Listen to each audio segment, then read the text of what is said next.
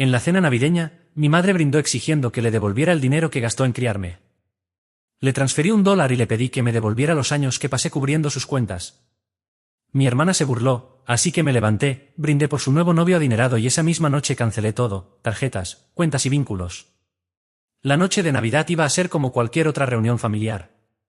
Uno de esos encuentros en los que alguien quema el pan del horno, el perro se roba una porción de jamón de la mesa, y todos fingen que, aunque sea por unas horas, formamos una familia unida. Pero esa vez, lo único que se encendió fue mi paciencia. Yo estaba tranquilo, tomando vino, cuando mi madre se levantó con la copa en alto, y con esa sonrisa tensa que usaba cada vez que estaba a punto de soltar una puñalada disfrazada de tradición, soltó. Por la familia, y por los hijos que uno cría, aunque terminen siendo unos desagradecidos. Devuélvanme el dinero que desperdicié en criarlos. El silencio que siguió fue inmediato. Los tenedores se quedaron a medio camino, mi tía casi se atraganta con el puré de papas, y mi hermano menor, Luis, que siempre evitaba los temas incómodos, se refugió en su salsa de arándanos como si fuera la cosa más fascinante del mundo. Yo no parpadeé. Saqué el teléfono, abrí mi aplicación del banco y le transferí $1. Levanté mi copa. Listo, ahora devuélveme tú los 10 años que pasé pagando tus cuentas, dije, sin cambiar el tono. Hubo un murmullo generalizado. El ambiente ya estaba tenso cuando mi hermana, Verónica, rodó los ojos con fastidio. ¿Podrías no traer tu drama familiar a la cena? Espeto, son de clase baja, y no me voy a rebajar a eso. La miré directamente, sin alterarme. Di otro sorbo lento al vino y respondí con calma. Un brindis por mi hermana, que consiguió un novio adinerado y de repente se siente nobleza. Después me puse de pie. Y, por cierto, se acabó. Ya no voy a seguir pagando sus lujos. No más tarjetas, ni renta, ni transferencias misteriosas porque olvidaste tu clave. ¡Feliz Navidad! Me giré y me fui. Esa misma noche congelé las cuentas conjuntas, cancelé todas las tarjetas que alguna vez había firmado con ellos y bloqueé sus números de mi teléfono. Durante años creí que si uno da lo suficiente, algún día dejan de pedir. Eso me decía cada vez que les ayudaba, especialmente la primera vez que pagué la deuda de la tarjeta de crédito de mi madre. Tenía 24. Me llamó llorando, diciendo que no podía dormir por las llamadas de los acreedores. Yo trabajaba 2 turnos, apenas podía cubrir mi alquiler. Aún así, le mandé $2.000 sin dudar. No me dio las gracias. Solo dijo, ya era hora de que te comportaras como un hombre. Ese debería haber sido el punto de quiebre. Pero no. Solo fue el comienzo de un patrón que se extendió por una década. Pagué la reparación del refrigerador cuando el suyo dejó de funcionar. Cubrí la urgencia con las tuberías. Me encargué del registro del coche, la matrícula universitaria de Luis cuando necesitaba tiempo para encontrarse a sí mismo, y por supuesto, también de su renta cuando abandonó la carrera 3 semestres después. Compré el primer coche de Verónica, no porque quisiera, sino porque nuestra madre me llamó llorando, diciendo que no podía permitir que su hija pareciera una fracasada caminando. Cuando le sugerí que Verónica consiguiera un trabajo, su tono se volvió gélido. Ella no es como tú. Ella merece algo mejor. Esa frase me quedó clavada durante años como una espina. ¿Y yo qué merecía entonces? Vivía en un departamento minúsculo. Comía legumbres enlatadas y me remendaba los zapatos con cinta adhesiva. Cada mes revisaba mi saldo bancario, aun viendo números rojos, enviaba cientos o miles solo para que en sus casas no cortaran la luz. Me decían que era temporal. Una etapa. Por una década financié el supuesto emprendimiento de Verónica, una panadería vegana que jamás abrió. Pagué su viaje de emergencia cuando tuvo una crisis sentimental. Esa emergencia incluyó hoteles frente al mar, mimosas y brunches en Miami. Lo publicó todo en redes sociales con el hashtag sanando. Mientras tanto, yo me saltaba comidas para poder pagar la hipoteca. Nunca dije nada. Me tragué todo. Me convencí de que eso era la lealtad. Que así funcionaba el amor familiar. Hasta ese verano. Fue cuando descubrí que mi madre había ido contando en su club de lectura que yo le daba dinero todos los meses como si le estuviera devolviendo lo que invirtió en criarme. No como apoyo. Como si fuera una deuda. Como si alimentar a su hijo hubiese sido un acuerdo financiero. Y lo peor, lo contaba con orgullo. Mi hijo me da $500 al mes. Él sabe lo que me sacrificó por él, presumía. Ni una sola palabra sobre los ahorros que arrasó por su adicción al juego en 2019. Ni mención de los $7.000 que le di para evitarle una demanda. Nada. Cuando mi hermana firmó por error un préstamo de auto para un novio que desapareció sin dejar rastro, fui yo quien envió el dinero para solucionarlo. Poco a poco, empecé a darme cuenta de que ya no era visto como parte de la familia, sino como una billetera con patas, una especie de cajero automático humano cuya única función era financiar sus caprichos y malas decisiones. Verónica, mi hermana, ni siquiera me saludaba cuando entraba en una habitación, pero curiosamente siempre encontraba tiempo para escribirme si se le vencía la renta o si necesitaba apoyo para algún retiro estratégico de trabajo. Una vez me envió un mensaje: ¿podrías pagarme la cita para las pestañas? Este fin de semana conoceré a los papás de Derek y tengo que dar buena impresión. También cubrí eso. Pero todo cambió el día en que revisé mi historial crediticio. Alguien había abierto una tarjeta de Macy's, una cuenta de recompensas de viaje y 2 préstamos rápidos a mi nombre. El correo electrónico vinculado a esas cuentas pertenecía a Verónica. Mi propia hermana había usurpado mi identidad. Sentí que la presión se me bajaba de golpe. Me quedé inmóvil, en shock. La llamé de inmediato. Contestó entre risas. ¿Te puedo llamar luego? Estoy en un brunch. ¿Fuiste tú quien abrió 3 líneas de crédito a mi nombre? El silencio fue breve. Ay, por favor, cálmate. Solo necesitaba un empujón para el viaje a Europa. Tú tienes buen crédito. No pensé que te dieras cuenta. No pensó que me daría cuenta. Ahí fue cuando algo dentro de mí se quebró. Ya no se trataba del dinero. Era la dignidad, la tranquilidad, el respeto que me habían arrebatado y que yo había permitido. Fue entonces cuando ideé un plan. Aquella Navidad sería la última vez que verían la versión de mí que pagaba, aguantaba y perdonaba. Estaba harto. Cuando entré al comedor esa noche, ya sabía cómo terminaría todo. No iba a celebrar nada. Iba a enterrar una década de silencios y sacrificios. Todo lucía igual. El mantel blanco, el centro de mesa barato fingiendo elegancia, y la voz arrogante de mi madre dándole indicaciones a Verónica desde la cocina sobre cómo decorar el jamón como Martha Stewart, no como una cualquiera. Luis ya estaba sentado, absorto en su teléfono, vestido como si fuera el protagonista de un comercial de cerveza. Y Verónica, pestañas postizas, aros falsos de Chanel, y el teléfono que yo había pagado vibrando con mensajes de su supuesto novio millonario, que en realidad, según decían, era un promotor de discoteca endeudado hasta el cuello. Me senté en silencio, dejándolos disfrutar su farsa. Dejé que fingieran que yo seguía siendo el idiota útil al que podían recurrir cada vez que sus vidas se salían de control. La cena avanzó. Se sirvió el vino, se pasaron los platos, se rieron de chistes que no daban gracia. Entonces mi madre alzó su copa. Por la familia, dijo con esa sonrisa calculada. Y por todo el dinero que desperdiciamos criándolos. Rieron todos. Menos yo. Sin decir una palabra, saqué el teléfono, abrí la aplicación del banco y le transferí $1. Acabo de reembolsarte tu mayor arrepentimiento financiero, dije, alzando mi copa. Ahora quisiera un reembolso por los 10 años que pasé pagando sus cuentas, cubriendo sus mentiras y arreglando sus errores. El ambiente se congeló. Luis levantó la vista, desconcertado. Verónica soltó un bufido. Dios, ya empezamos. ¿Otra vez con tu complejo de mártir? Siempre haciéndote la víctima. La miré fijamente. No, esta vez es diferente. Esta vez se trata de ti. Usaste mi número de seguridad social para abrir cuentas a mi nombre. Eso es fraude.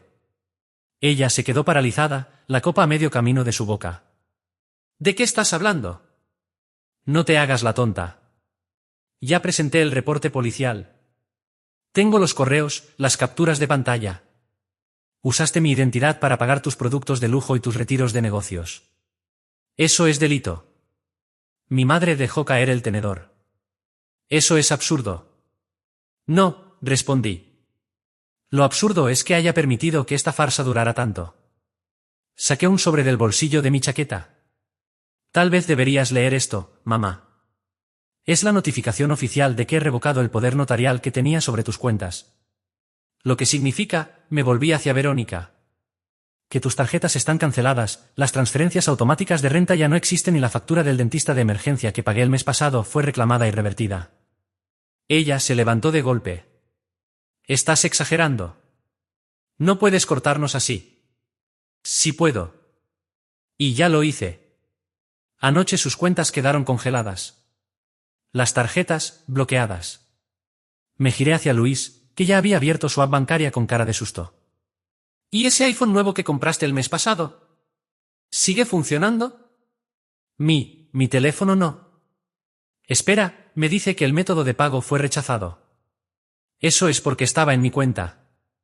Bienvenido a la vida real. Este mes vas a tener que pagar tu propio Netflix. Mi madre se levantó también, ya gritando. ¿Crees que esto es gracioso? ¿Avergonzarnos así en Navidad? ¿Gracioso? Repliqué.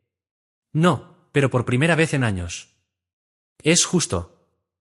Ustedes se burlaron de mi ayuda, abusaron de mi silencio y me exprimieron hasta el último centavo. Yo entregué todo. Y ustedes lo tomaron todo. Dudé. Durante un instante, lo hice. Me convertí en el problema. En el estorbo. En la decepción de clase baja. Verónica dio un paso al frente y soltó con arrogancia. Ahora tengo un novio con dinero. Ya no necesito que me mantengas. Le sonreí con calma. Entonces estarás bien sin mí. Saqué el teléfono otra vez. Brindemos por Verónica. Dije que al fin encontró a otro del que aprovecharse. Intentó lanzarse sobre mí, pero Luis la sujetó justo a tiempo. Seguía con el móvil en la mano, pálido, con los ojos desorbitados. ¿Cancelaste todo? Susurró. Todo. Asentí. Incluyendo el acceso que mamá tenía sobre mis cuentas. Incluyendo el contrato de arrendamiento del estudio que firmé por ti.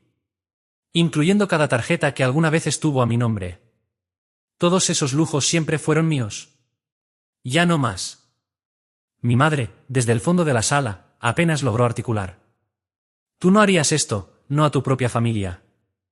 Ustedes lo hicieron primero, contesté sin levantar la voz. El día que empezaron a tratarme como una tarjeta de crédito con piernas. Entonces saqué una pequeña caja de mi abrigo y la dejé sobre la mesa. Dentro, había una copia del historial de gastos que había cubierto desde que cumplí 25 años. $67.000. Todo detallado, categorizado, con recibos incluidos. Considérenlo su factura final. Tranquilos, no la enviaré a cobranza. Me di la vuelta y salí por la puerta sin mirar atrás. Esa noche, ya en mi apartamento, me serví una copa de vino y vi cómo empezaban a llegar los mensajes. Primero furiosos, luego suplicantes. Después, manipuladores. Nos traicionaste. Estás exagerando. Te vas a arrepentir. Uno por uno, bloqueé todos los números. Todos los correos. Cada intento por volver a entrar en mi vida, esa que ya habían exprimido hasta secarla. Y esa noche, por primera vez en más de una década, dormí profundamente. Porque al fin, no era el felpudo de nadie. Era libre. Uno pensaría que después de desatar semejante desastre en plena cena de Navidad, vendrían los remordimientos, la culpa o, al menos, una noche de insomnio preguntándome si me había excedido. Pero no. Desperté en mi cama, solo, sin llamadas por responder. Nadie pidiéndome una transferencia urgente para las uñas de Verónica, el seguro del auto de Luis o la gotera del techo de mamá. Silencio. Y no era de ese que ahoga, era el que cura. Por primera vez en años, mis hombros no sentían el peso de una hipoteca emocional invisible. Salí a caminar. Solo, el aire frío, la ciudad en calma, y la dulce certeza de que ya no le debía nada a nadie. Más tarde, el teléfono vibró con un número desconocido. No contesté. Revisé el buzón de voz horas después. Era Verónica, gritando. Eres un monstruo.